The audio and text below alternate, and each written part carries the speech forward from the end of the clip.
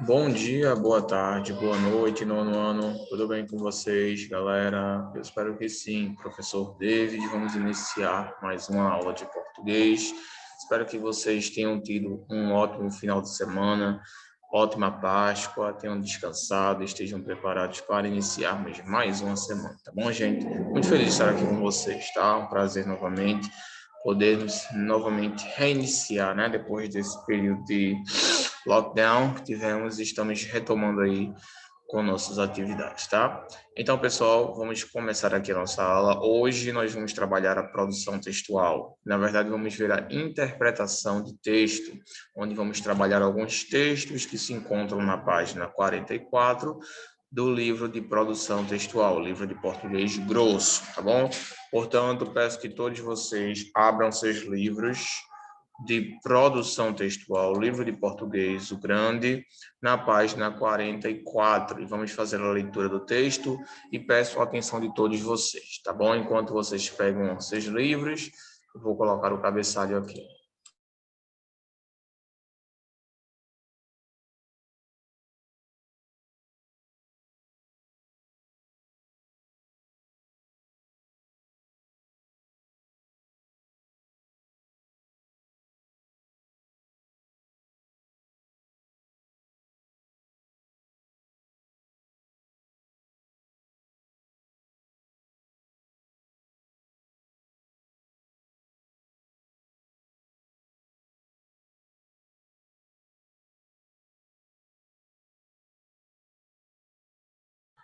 Pronto, pessoal? Então, vamos lá.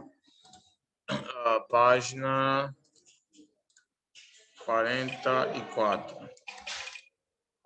Página 44, livro de produção textual, livro grosso de português, tá bom? Abram aí e vamos iniciar. Vou compartilhar o nosso livro para que vocês possam acompanhar a leitura também daqui, tá bom? Pois bem, então, aqui está o nosso livro. Nós temos trabalhado aí a questão da interpretação textual, de como vocês podem conseguir interpretar o texto, analisando alguns fenômenos linguísticos, bem como as conjunções que indicam um valor semântico, de casualidade, de oposição, de contraste e etc. Esse texto também ele vai trabalhar essa questão. Então, a gente vai fazer a leitura e, em seguida, a gente vai responder algumas perguntas, tá, que se encontram nas páginas seguintes. Então, acompanhe a leitura comigo. Gente é bicho e bicho é gente. Querido diário, não tenho mais dúvida de que este mundo está virado ao avesso. Fui ontem à cidade com minha mãe e você não faz ideia do que eu vi. Uma coisa horrível, horripilante, escabrosa, assustadora, triste, estranha, diferente, desumana. E eu fiquei chateada. Eu vi um homem, um ser humano, igual a nós, remexendo na lata de lixo. E sabe o que ele estava procurando? Ele buscava no lixo restos de alimentos. Ele procurava comida. Querido diário, como pode isso? Alguém revirando uma lata cheia de coisas imundas e retirar dela algo para comer? Pois foi assim mesmo, do jeitinho que estou contando. Ele colocou num saco de plástico enorme um montão de comida que um restaurante havia jogado fora. Ar, devia estar horrível. Mas o homem parecia bastante satisfeito por ter encontrado aqueles restos. Na mesma hora, querido diário, olhei assustadíssima para minha mãe. Ela compreendeu meu assombro. Virei para ela e perguntei: Mãe, aquele homem vai comer aquilo? Mamãe fez um sim com a cabeça e em seguida continuou: Viu? Entende por que eu fico brava quando você reclama da comida? É verdade. Muitas vezes eu me recuso a comer chuchu, quiabo, abobrinha e moranga. Larguei no prato 2 vezes um montão de repolho, que eu odeio. Puxa vida, me senti muito envergonhada. Vendo aquela cena, ainda me lembrei do Pó, nosso cachorro. Nem ele come uma comida igual àquela que o homem buscou do lixo. Engraçado, querido diário. O nosso cão vive bem melhor do que aquele homem. Tem alguma coisa errada nessa história, você não acha? Como pode um ser humano comer comida no lixo e o meu cachorro comer comida limpinha? Como pode, querido diário? Bicho tratado como gente e gente vivendo como bicho. Naquela noite eu rezei pedindo que Deus conserte logo esse mundo. Ele nunca falha. e jamais deixa de atender aos meus pedidos. Só assim eu consegui adormecer um pouquinho mais feliz. Muito bom. Aqui temos algumas referências a esse texto. Um texto cujo gênero textual é uma narração seguida de talvez uma crítica social, uma denúncia. Como o gênero narrativo ele é bastante amplo, então ele possui várias vertentes. Uma delas é a narração e a denúncia. A narrativa do conto, né? Enfim, temos várias subcategorias aí. Agora a gente vai responder, pessoal. Vamos responder aqui algumas perguntas referente a esse texto. Tenho certeza que vocês conseguiram fazer uma boa reflexão acerca do mesmo. Agora a gente vai trazer essa reflexão e levá-la para o nosso cotidiano, para o nosso dia a dia, tá bom? Então vamos lá. Primeiro, na escrita literária, muitas vezes o autor produz um texto que compartilha várias características de determinado gênero textual, principalmente quanto à forma. Mas seu objetivo comunicativo, na verdade, acaba inserindo o texto em outro gênero. Na classificação dos textos em gêneros, o mais importante é a função que eles têm na sociedade, não na sua estrutura. Isso pode ser verificado no texto Gente é bicho e bicho é gente. Quanto à sua função, podemos dizer que se trata de uma crônica, por uma série de fatores. Por exemplo, o texto foi publicado em um jornal e as crônicas normalmente são publicadas em jornais. Teve como tema um fato do cotidiano, objetiva a levar o leitor a refletir, etc. E, no entanto, estruturalmente, o texto não se configura como uma crônica, mas como um gênero. Pensando nisso, mas como um outro gênero. Pensando nisso, analise as afirmações que seguem. Aí temos aí. Primeiro, um dos indícios de que o texto simula uma situação imaginária está no fato de o autor criar um narrador-personagem que é, na verdade, uma menina. Um dos indícios de que o texto simula uma situação imaginária está no fato do autor criar um narrador-personagem que é, na verdade, uma menina. Segundo, o autor buscou utilizar uma linguagem mais elaborada, isto é, mais próxima da realidade, da fala espontânea, como ocorre nos textos jornalísticos. Bem. Terceiro, os períodos que iniciam o primeiro e o terceiro parágrafos deixam claro que Pedro Antônio Oliveira quis simular um gênero textual em que o autor relata fatos que acontecem no seu dia a dia. Quarto, no gênero textual que o autor busca imitar em sua crônica, é muito comum o caráter íntimo das anotações. Quinto, no gênero textual que o autor procurou simular sua crônica, é normal o autor ver o suporte em que escreve. Um caderno, por exemplo, como seu interlocutor. Como fica claro no primeiro parágrafo do texto com o uso de você. A resposta correta é a letra B. Estão corretas apenas a primeira, a terceira, a quarta e a quinta. A segunda não está correta, porque ele diz aqui, o autor buscou utilizar uma linguagem mais elaborada, isto é, mais próxima da realidade, da fala espontânea, como ocorre nos textos jornalísticos. Não. Essa é a única alternativa que não está correta. As demais estão corretas, tá bom? Vamos agora para o segundo. Releia o período a seguir, retirada do primeiro parágrafo do texto. Fui ontem à cidade com minha mãe e você não faz ideia do que eu vi. Considerando a estrutura gramatical e o sentido desse período, é incorreto afirmar que, letra A, a palavra com indica companhia. Letra B, a palavra e indica uma adição de ideias. Letra C, a oração do que eu vi está complementando o sentido da palavra ideia. Letra D, a oração do que eu vi exerce a função de complemento nominal. Letra E, o período é composto por 3 orações que se coordenam. A resposta correta é a letra E, o período é composto por 3 orações que se coordenam. Esses não está correto, tá bom? Porque essas orações não são orações coordenadas, beleza? Mas como a gente ainda vai abordar esse assunto, a gente vai deixar para falar isso depois, em uma outra hora, tá bom? Vamos lá, terceiro. Esse foi do Colégio Militar. Na frase, querido diário, não tenho mais dúvida de que este mundo está virado ao avesso. Primeiro parágrafo. A expressão destacada quer transmitir a ideia de que o mundo, letra A, não está em harmonia, uma vez que seus elementos estão coordenados. Letra B, não está em harmonia, mas seus elementos estão nos devidos lugares. Letra C, está em desarmonia, já que seus elementos estão perfeitamente interligados. Letra D, está organizado harmonicamente com seus elementos fora dos padrões estabelecidos. Letra E, não está em harmonia, já que seus elementos não estão nos devidos lugares. E a resposta correta é a letra E, não está em harmonia, já que seus elementos não estão nos devidos lugares. Ou seja, quando ela diz que o mundo está virado ao avesso, ela quis dizer que as coisas estão ao contrário. Então, o que deveria estar na esquerda está na direita, o que deveria estar na direita está na esquerda. A mesma coisa, o homem estava sendo tratado como animal e o animal sendo tratado como homem. Então, foi isso que ela quis dizer.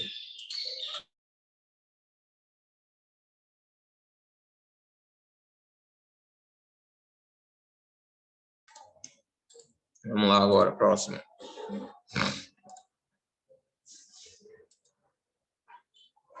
A resposta aí para vocês, letra E. Vamos agora para o quarto, o colégio militar também. No primeiro parágrafo do texto, há a seguinte estrutura frasal. Uma coisa horrível, horripilante, escabrosa, assustadora, triste, estranha, diferente, desumana, e eu fiquei chateado. Quanto ao uso das reticências, levando-se em conta o contexto, é correto afirmar que, letra A, elas foram usadas com o nítido objetivo de dar fim à linha de pensamento da narradora, a qual se mostra indiferente ao que viu. Letra B, foram usadas com a intenção de demonstrar que a narradora não consegue mais encontrar adjetivos que possam expressar seu choque diante da cena que viu. Letra C, foram usadas para demonstrar uma interrupção na linha de raciocínio da narradora que se mostra afetada positivamente com o que viu. Letra D, foram usadas para demonstrar que a narradora está em dúvida, pois tem a sensação de que o que viu é um sonho.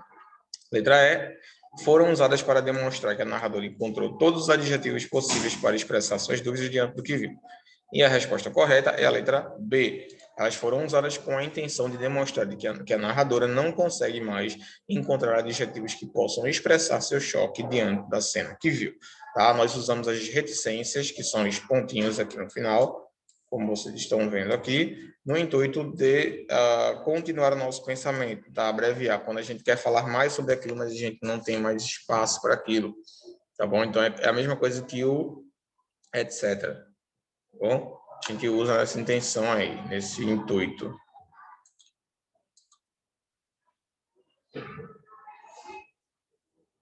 Vamos agora para o quinto, também no colégio militar. O quinto diz o seguinte, no trecho, ele colocou num saco de plástico enorme um montão de comida que um restaurante havia jogado fora. Devia estar horrível. No terceiro parágrafo.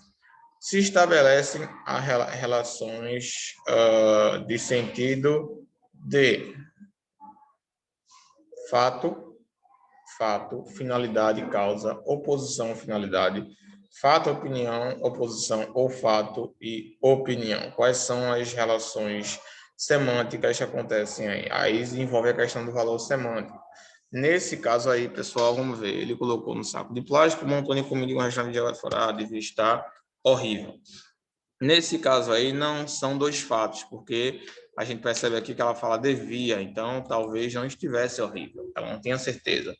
Finalidade e causa, claro que não tem nenhuma finalidade, nenhuma causa aqui. Oposição e finalidade, não. Fato e oposição, não. E fato e opinião.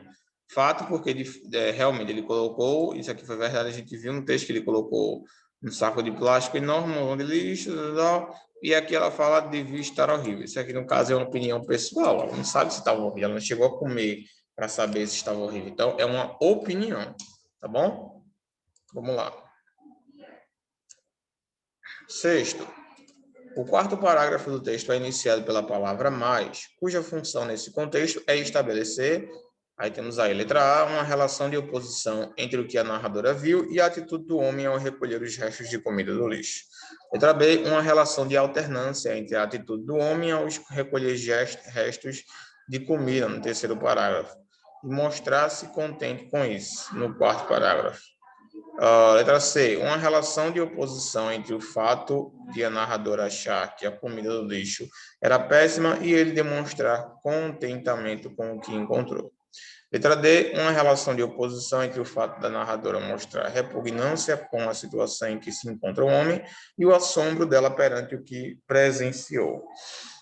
Letra E, uma relação de alternância entre o fato de o homem revirar lata de lixo e a mãe da narradora ficar brava com a filha por ela reclamar da comida. A resposta correta aí é a letra C, uma relação de oposição entre o fato da narradora achar que a comida do lixo era péssima e ele demonstrar contentamento com o que encontrou, tá? Porque aí existe uma oposição, existe um contraste, tá? Enquanto ela acha que é horrível, mas ao mesmo tempo ele estava se sentindo satisfeito.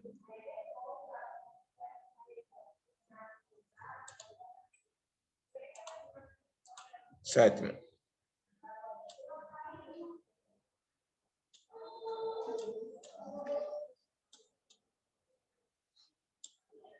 Sétimo quesito. Analise as afirmativas abaixo, observando se são falsas ou verdadeiras. Primeiro, no trecho, ele colocou num saco de plástico enorme um montão de comida que num restaurante havia jogado fora. Primeiro parágrafo. A narradora sente nojo do fato do homem recolher comida no lixo. Segundo, em Puxa Vida, eu me senti muito envergonhada. Quinto parágrafo. A personagem mostra-se indiferente à situação vivenciada pelo homem. C. Em Como Pode, Querido Diário, bicho tratado como gente e gente vivendo como um bicho, no último parágrafo. A narradora mostra-se revoltada com o fato de um ser humano ter condições de vida inferiores às condições de vida de um animal. Quarto.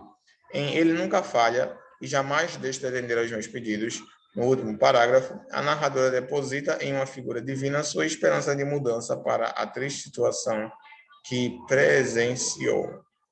E aí, qual é a resposta correta? Esse daí está muito fácil, isso aí não preciso nem responder, tá? A resposta correta é a letra D. O primeiro é verdade, o segundo é mentira, o terceiro é verdade e o quarto também é verdade. Só o segundo que é falso, mentira. Tá bom? Vamos lá agora. Oitavo quesito. Atentando para os elementos narrativos que constituem o texto, é correto afirmar que, letra A, possui um narrador em terceira pessoa que participa dos fatos por ele narrados. Letra B, embora não fique explícito, compreende-se que o espaço em que a narradora presencia o fato central da história é a rua de uma cidade.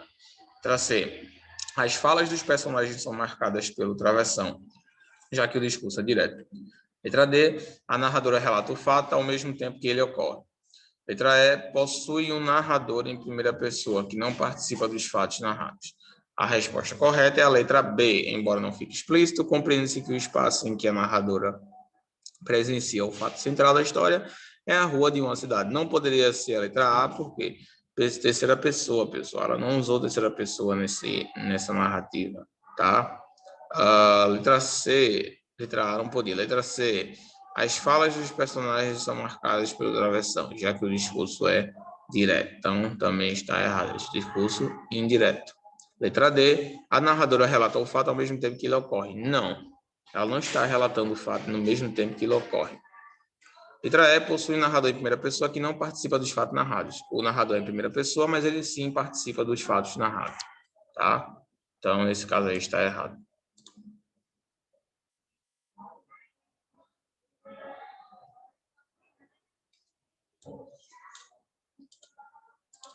Nono, para a gente finalizar aqui, no décimo. Observem a ordem dos fatos retirados do texto. Vamos lá.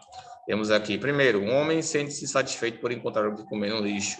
Segundo, a narradora se envergonha por presenciar um homem na humilhante situação de procurar comida no lixo. Terceiro, a narradora vê um ser humano que busca o que comer no lixo.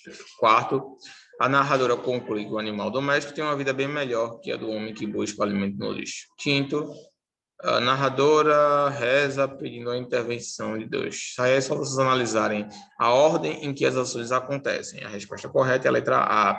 2, 3, 1, 4 e 5. Tá bom? 2, 3, 1, 4 e 5.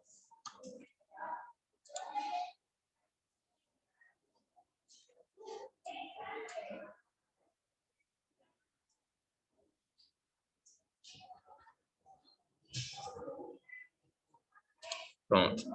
10º quesito, vamos lá.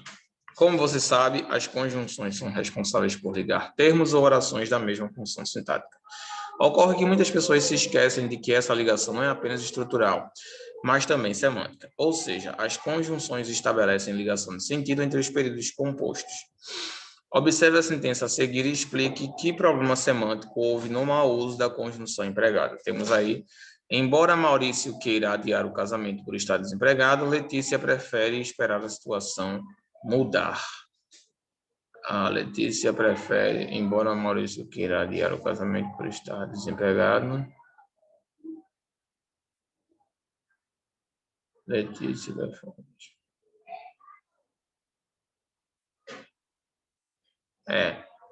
Embora.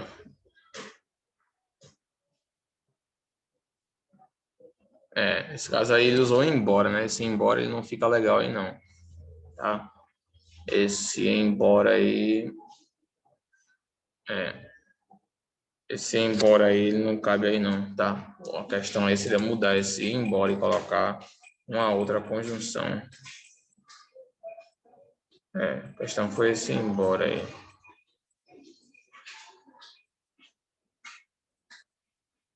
Ok.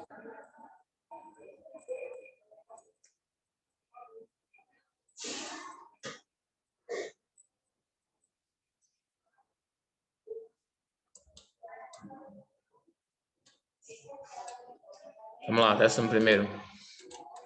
Observe as orações abaixo e analise as explicações ao lado de cada uma delas sobre que sentido a conjunção presente atribui ao enunciado. Uma dessas explicações, porém, está incorreta. Identifique-a. Letra A. Se amanhã não houver aula, não passarei na sua casa. Relação de condição. Letra B. Joana fala com uma matraca. Paração. Letra C. À medida que o sono chegava, Gustavo falava besteira aos convidados. Relação proporcional. Letra D. Fiz o trabalho conforme o patrão me instruiu. Relação de conformidade. Letra E. Assim que me viu, o cachorrinho ficou todo animado. Relação de condição. Nesse caso aí, pessoal, a única que está incorreta é a letra E.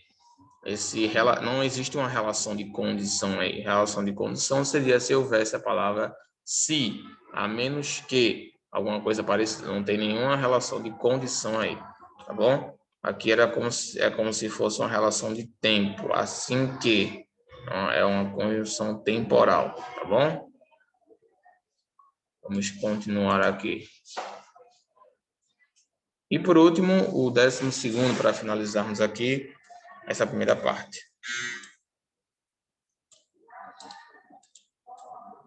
Observe os períodos abaixo e assinale o que não estabelece a relação lógica no uso das conjunções. Vamos encontrar aquele que não está, aquela conjunção que não está logicamente empregada. A gente tem aí letra A, ainda que chova no domingo, vou à praia. Letra B, todos correram como loucos a fim de aproveitar a última promoção do ano. Letra C, Maria Alice já se casou com Paulo, mas ainda não está feliz. Letra D, o professor corrigiu as provas, mas não as entregou. Letra E, o governo tem recursos disponíveis, portanto, não quer investir em saúde. A resposta correta aí é a letra E, né? Esse portanto aqui, gente, convenhamos, né? Não faz nem sentido, tá bom? Esse portanto aí, ele que estabelece uma questão de causa, de casualidade, mas nesse caso aí a gente não vê nenhuma relação de casualidade, nós vemos aqui um contraste. Tem recursos disponíveis e não quer investir em saúde, então a gente vê aí um contraste. Tá? O certo seria mais, mas não quer investir em saúde, indicando uma relação de casualidade, tá bom? Pronto, agora a gente vai passar para a página 51, vocês já fizeram. Pronto.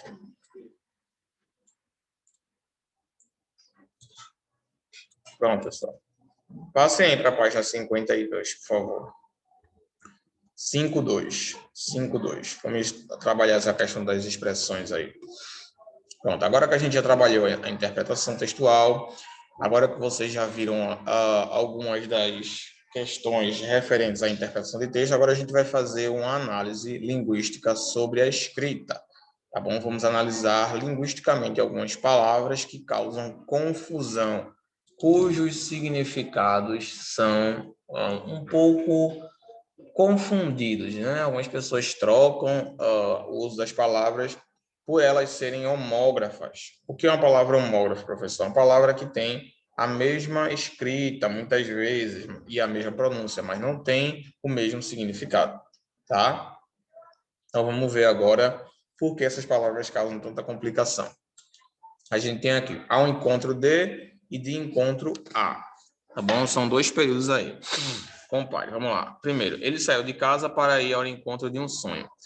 As péssimas atitudes dela vão de encontro a uma postura responsável. Então, tem uma diferença aí muito grande, pessoal. Ao encontro de indica conjunto, tá bom? Indica a direção. Ela foi ao encontro de, tá bom? Ela foi ao meu encontro, ela foi ao encontro do seu amigo. Então, ela se refere a como é que eu posso dizer? Ao conjunto, tá? Se refere ao estar junto de algo. Enquanto o segundo, que é de encontro a, é uma oposição, ele dá uma ideia de contraste. Como a gente vê aqui, por exemplo, ó, as péssimas atitudes dela vão de encontro a uma postura responsável. Ou seja, é a mesma coisa que dizer, são contrárias a uma postura responsável. Tá bom? A gente também tem aí acerca de, cerca de e acerca de, tá bom? Tem uma diferença muito grande aí entre essas três palavras, tá? Eu sei que quando vocês aprenderem, vocês não vão ter dificuldade para distingui-las. Aí vamos ler esse primeiro período aqui. Os deputados estavam discutindo acerca de mudanças no Código Florestal. Os deputados estão discutindo mudanças no Código Florestal há cerca de 3 horas. Cerca de 30 minutos de 30 mudanças foram propostas para o Congresso Florestal. Então, vejam a explicação que ele dá acerca dessas três palavras. Acerca de, desse jeito junto, tá?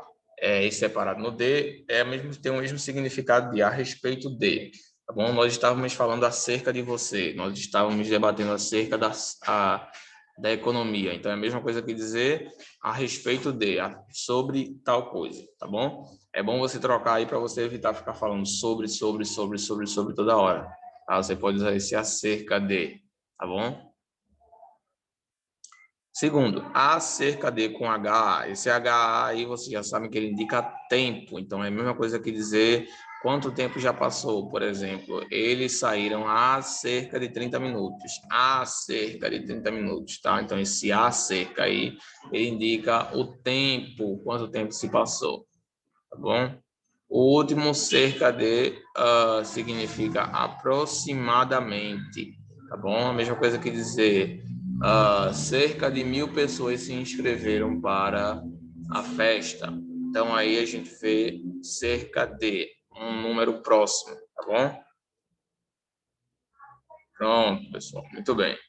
Ok, pessoal. Então, eu vou passar uma atividade para vocês aqui. Eu quero que vocês realizem na casa de vocês. Vocês vão me entregar na próxima aula. A atividade vai ser o seguinte. Vocês vão formar algumas frases exemplificando o uso de cerca de, acerca de e acerca de.